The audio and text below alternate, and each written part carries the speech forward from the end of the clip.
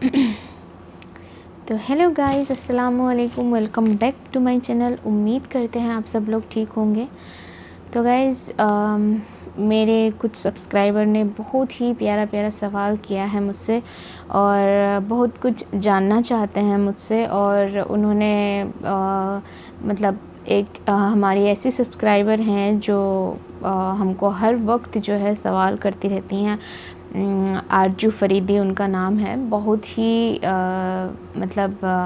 अच्छी हैं, वो बहुत ही प्यारी हैं और वो हर चीज़ जो है मुझसे जानना चाहती हैं और उनके वजह से जो है मुझे बहुत ज़्यादा मोटिवेशन मिलता है कि हम जो है न्यू वीडियोस उनके लिए लाएं।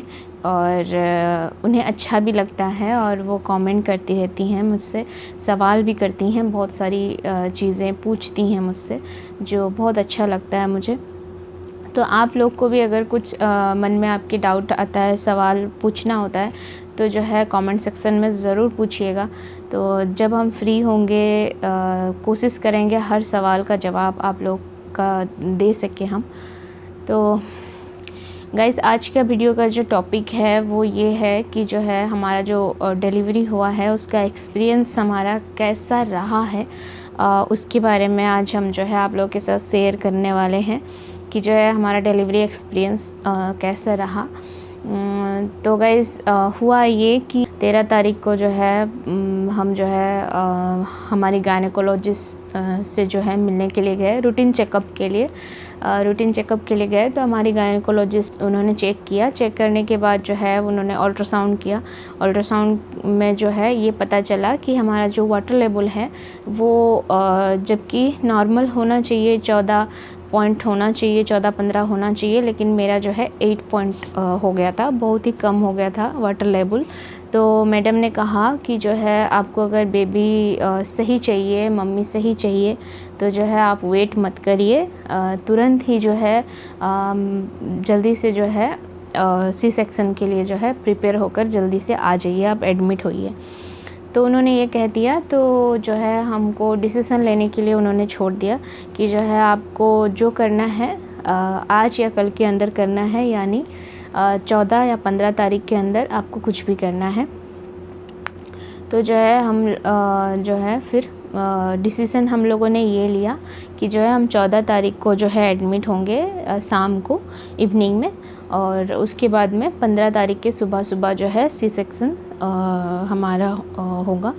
ठीक है। तो हम जो है 14 तारीख को जो है ठीक 6 बजे जो है हम एडमिट हो गए। एडमिट होने के बाद में उसके बाद में जो है कुछ नहीं, बस ऐसे ही हम आराम से मस्ती में रहे। हमारी अम्मी, हमारे हस्बैंड और अब्बू वगैरह, भैया सब लोग गए थे, मामा ये सब गए थे। तो हमें जो है वहाँ पे एडमिट करके वो छोड़कर आ गए। तो रात में जो है हमारी अम्मी और हमारे हस्बैंड जो है हमारे साथ रुके थे। तो रात में हमने बहुत सारा मस्ती किया, उसका हमने वीडियो डाला हुआ है। जब हम एडमिट हुए ना, तो एडमिट होते ही तुरंत हमारा जो है बीपी वगैरह चेक हुआ, प्रेशर और बाकी जो है वेट कितना है वो सब चेक हुआ। और उसके बाद में फिर नॉर्मल डिलीवरी हो सकता है या नहीं, क्योंकि हमें थोड़ा थोड़ा दर्द भी हो रहा था, वो भी जो है हमारी गायनेकोलॉजिस्ट ने चेक किया। तो उन्होंने कहा कि अभी तक जो है नॉर्मल डिलीवरी का कोई साइन नहीं है और उतना ज़्यादा हैवी पेन नहीं है जो हम जो है नॉर्मल डिलीवरी के लिए छोड़ दें।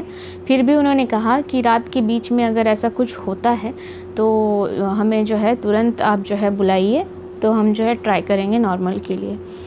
तो बट ऐसा कुछ हुआ नहीं। रात के 3:30 बजे से जो है उन्होंने ऑपरेशन के लिए जो है सी सेक्शन के लिए प्रोसेसिंग उन्होंने शुरू कर दी। 3:30 बजे एक सिस्टर आई, वो उठाकर जो है हमें कहा कि फ्रेश हो जाओ अच्छी तरह से।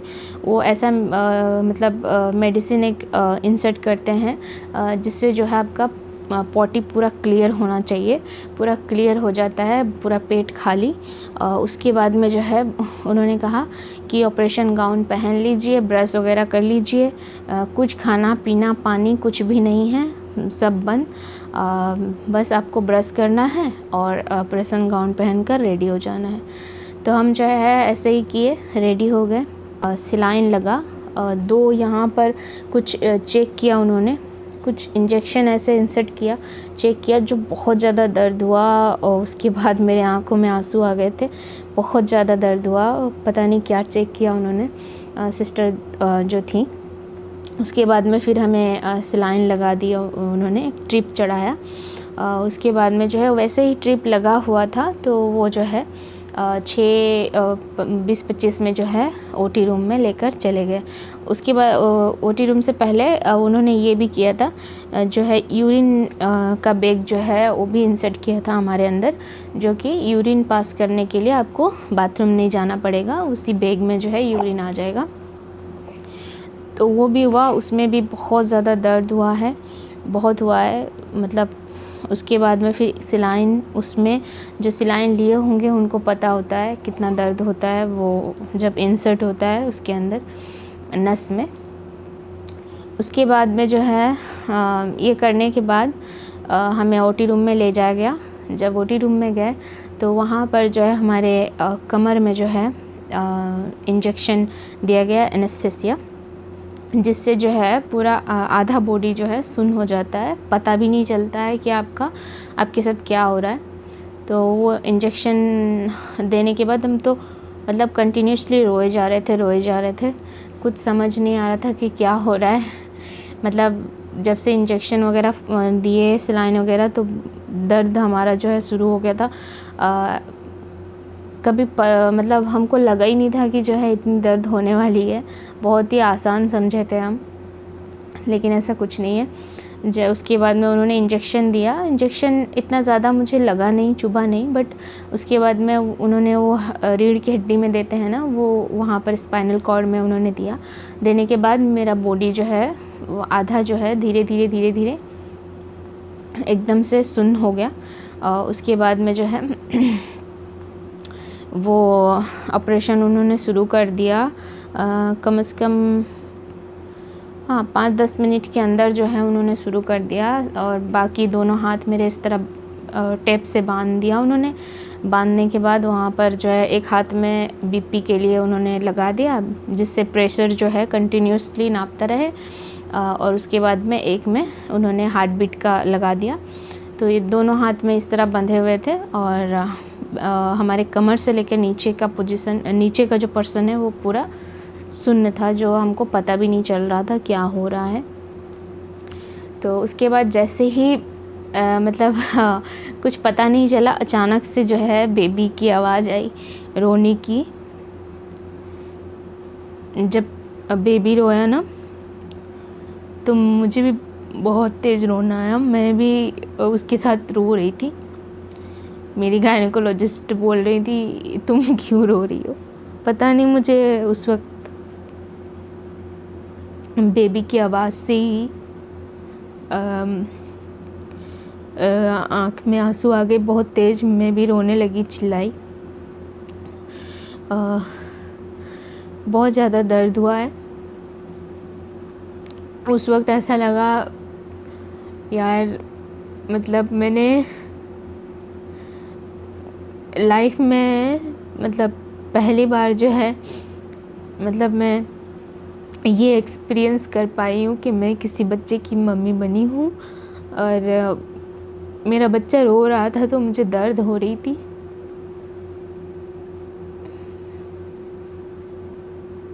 बस मैं ये बोल रही थी कि मेरा बच्चा, इस तरह बोल रही थी और रो रही थी। उसके बाद में धीरे धीरे ना मेरी सेंस चली गई। मैं आवाज़ सुनते ही ना समझ गई थी, उन्होंने मुझे दिखाया नहीं उस वक्त, और मैं बस आवाज़ सुनते ही मैं समझ गई कि जो है मेरा बेबी बॉय हुआ है। तो उसकी आवाज़ से ही मुझे पता चल गया था। उसके बाद में फिर उसकी साफ़ सफाई करने के बाद जो है मैं सब सुन पा रही थी, लेकिन मुझे कुछ पता नहीं चल रहा था। तो जो है नर्स जो है वो लेकर आई, बेबी को दिखाया, उन्होंने मुझे बुलाया, दिखाया कि तुम्हें बेबी बॉय हुआ है। उसके बाद वो बाहर लेकर आ गई मम्मी, और हमारे हस्बैंड को जो है बेबी उन्होंने दे दिया। उसके बाद कुछ देर के बाद हमारा जब सिलाई कंप्लीट हो गया तो जो है हमको हमारे रूम में जो है वहाँ पे हमें शिफ्ट कर दिए। सिप करने के बाद शायद 1 या 1.5 घंटे के बाद इतना ज़्यादा मतलब मुझे होश आ गया, मुझे समझ नहीं आया, या होश आने के बाद मैं सबको देख रही हूँ, सब बहुत ज़्यादा खुश हैं और मुझे इतना दर्द हो रहा है, सब कुछ मतलब पता चल रहा है जैसे कि किसी ने ऐसा कुछ कर दिया है जैसे मैं सह नहीं पा रही हूँ। इतना दर्द हो रहा है, इतना दर्द हो रहा है। बार बार मैं नर्स मैडम लोग आ रही हैं, बार बार वो पूछ रही हैं कि जो है तुम सही हो, अब कैसा लग रहा है, कैसा लग रहा है। मैं बस इतना बोल रही हूँ, बस मुझे ऐसा कुछ इंजेक्शन दे दो या ऐसा कुछ मेडिसिन दे दो कि मेरा होश चला जाए, मैं सेंसलेस हो जाऊँ या मुझे नींद आ जाए, इतनी गहरी नींद कि मुझे पता भी नहीं चले कि इतना दर्द हो रहा है। उसके बाद में मतलब बहुत ज़्यादा मैं वो दर्द को बयान नहीं कर सकती। लोग कहते हैं ना किसी सेक्शन में दर्द नहीं होता है, बहुत गलत बोलते हैं, बहुत गलत बोलते हैं। ऐसा नहीं है, बहुत ज़्यादा दर्द होता है, क्योंकि एक तो ऑपरेशन होता है ना यार, चाहे जैसा भी हो, बेबी हो या कोई भी ऑपरेशन हो, तो ऑपरेशन ही होता है। ऑपरेशन जिस वक्त होता है उस वक्त दर्द नहीं होता, उसके बाद में ना आपको बहुत कुछ सहना पड़ता है। उसका कटा हुआ उसका दर्द 7 लेयर कटता है, उसको स्टिच होता है और उसके बाद में जो है उसका बहुत ज़्यादा दर्द होता है। आपको ऐसा लगता है कि जैसे मतलब जिन्होंने एक्सपीरियंस किया होगा ना उनको पता होगा, जो मम्मी बनी होंगी सी सेक्शन से उनको पता होगा कितना दर्द होता है। जो लोग झेली नहीं है उनको पता नहीं होगा, वो लोग मजाक उड़ा सकती हैं या उड़ा सकते हैं, लड़कों को तो पता नहीं चलेगा, छोड़िए। उसके बाद में उस वक्त जो है ना, एक तो पेट का दर्द होता है, एक जो है आपका यूट्रस जो है वो मतलब सिकुड़ने लगता है धीरे धीरे, वो दर्द होता है। देन उसके बाद में आपको जो है सिलाइन बार बार लगाया जाता है, बार बार इंजेक्शंस दिए जाते हैं, उसमें दर्द होता है। कभी कभी मेरा जो है नस भी ब्लॉक हो गया था। जो नस ब्लॉक हो जाता है तो फिर जो है वो इंजेक्शन इंसर्ट करते हैं ना, तो उस वक्त जैसे मतलब ऐसे होता है जैसे है यहाँ पे इतनी तेज़ दर्द होती है ना, जब पास होता है वो जैसे आपकी जान निकल जाएगी वैसी होती है। उसके बाद में फिर यूरिन का बैग वो अलग से, तो फिर उसके बाद में ब्लीडिंग भी स्टार्ट हो जाती है, वो दर्द होता है। तो सब कुछ मतलब एक साथ मिक्सचर हो के ना, क्या बताऊँ मैं, मतलब मैं बयान नहीं कर सकती हूँ, इतना तकलीफ़ होता है उस वक्त। उसके बाद में उसके ऊपर फिर बेबी रो रहा होता है, उससे आपको फीड कराना होता है। आप तो फीड नहीं करा सकती उस वक्त। इस तरह महसूस होता है कि यार ज़िंदगी में अल्लाह किसी को अपाहिज ना बनाए, इस तरह का महसूस होता है कि कभी किसी को अपाहिज नहीं बनाए, किसी का मोहताज नहीं बनाए, इस तरह का महसूस होता है उस वक्त। जितना भी हो नर्स करती हैं, सब कुछ होता है।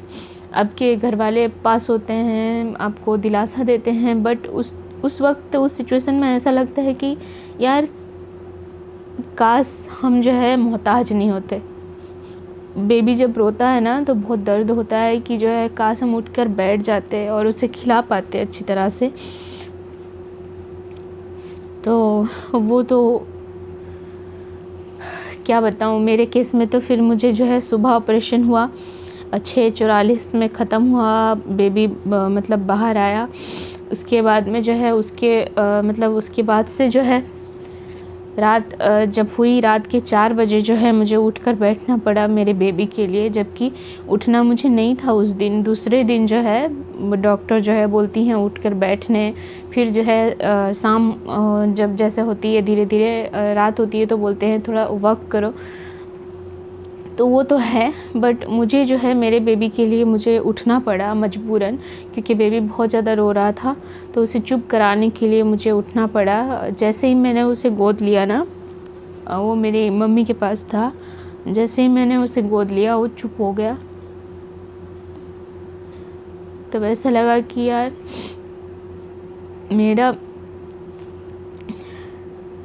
मेरा बेबी है जो मेरे पास ही खुश रहता है, मेरे पास ही जो है चुप रहता है। तो उसके बाद जो है वो सो गया। मैं उसके बाद दूसरे दिन से ना उसे लेकर सोती रही अपने पास। बहुत तकलीफ़ होती है। उसके बाद उठना, चलना, बैठना बहुत दर्द होता है। आप नहीं कर सकते वो सब। मतलब वो जो है ना 4-5 दिन ना बहुत तकलीफ़ भली होती है। जो उठकर मेरा दूसरा दिन यूरिन पाइप भी निकाल दिया गया, तो मुझे बार बार यूरिन पास करने के लिए भी जाना पड़ा बाथरूम।